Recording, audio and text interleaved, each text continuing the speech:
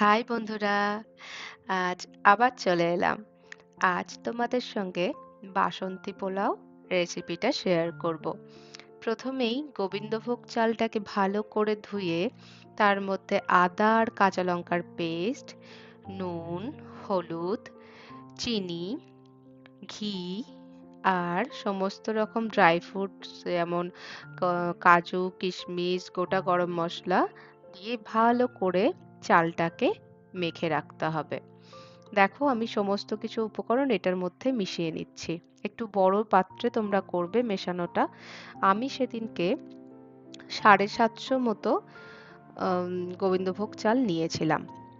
তো এইভাবে ভালো করে মিশিয়ে নিচ্ছি, ভালো করে মেখে নিচ্ছি ওই চালটার সঙ্গে। আর এই চালটা এরকম করে ভালো করে মেখে প্রায় 1 ঘন্টা মতো তোমরা রেখে দেবে চাপা দিয়ে। এই প্রসেসটাই কিন্তু মেন। চালটার মধ্যে প্রায় নুন, হলুদ, মিষ্টি সমস্ত কিছু এটার মধ্যে ঢুকে যায়। তো এইভাবে রাখার পরে একটা কড়াইয়ের মধ্যে ঘি গরম করে, ঘিয়ের সঙ্গে একটু সাদা তেল তোমরা অ্যাড করতে পারো, কারণ সবটা তো ঘিয়ে করা সম্ভব নয়, কারণ সবাই এখন খুব হেলথ কনসিয়াস। তো যার জন্য আমিও একটু ঘি আর সাদা তেল এটার মধ্যে ভালো করে গরম করে গোটা গরম মশলাটা অ্যাড করে নিচ্ছি। শুকনো লঙ্কা, তেজপাতা আর দারচিনি, লবঙ্গ, একটুখানি এলাচ ভালো করে ঘিটার মধ্যে ফ্রাই করে চালগুলো অ্যাড করে নিলাম।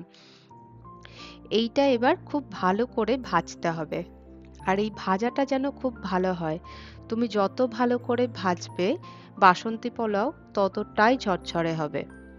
তো দেখো আমি একদম লো ফ্লেমে এটা ভাজছি, না হলে কোনটা বেশি কুকড হবে ভাজা হবে, কোনোটায় কম ভাজা হবে, সেই জন্য লো ফ্লেমে এই সময়টা ভাজতে হবে।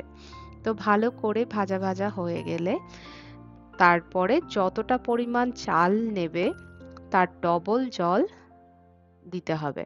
তো আমি যে কাপে মেজারমেন্ট করেছিলাম চালটা, সেই কাপের ডবল জল এটার মধ্যে অ্যাড করব। দেখো আমি খুব ভালো করে এটা ভেজে নিয়েছি। না ভাজা হলে না এটা একদম ঝরঝরে হবে না। তারপর দেখো ভালো করে জল অ্যাড করে নিচ্ছি। ডবল জল তোমরা জানো যতটা পরিমাণ চাল তার ডবল জল দিতে হবে। তো আমিও ঠিক ডবল পরিমাণ জল দিয়ে এটা নাড়াচাড়া করে রেখে দিচ্ছি। এটা একটু মিষ্টি মিষ্টি হয়। তো এই সময় জলটা দেওয়ার পর ভালো করে নুন আর মিষ্টিটা একটুখানি টেস্ট করে নিও। তারপরে হাই ফ্লেমে দিয়ে ভালো করে ফোটাতে হবে। এই সময় কিন্তু লো ফ্লেমে দিলে চলবে না, কারণ লো ফ্লেম দিলে চালগুলো গলে যেতে পারে। তো যখন দেখবে জল একদম শুকিয়ে গেছে তখন ভালো করে চাপা দিয়েই রেখে দেবে, চাপাটা আর খুলবে না, ওই স্টিমেতেই রাইসটা পুরো কুকড হয়ে যাবে। তো আজকের রেসিপিটা কেমন লাগলো অবশ্যই জানিও।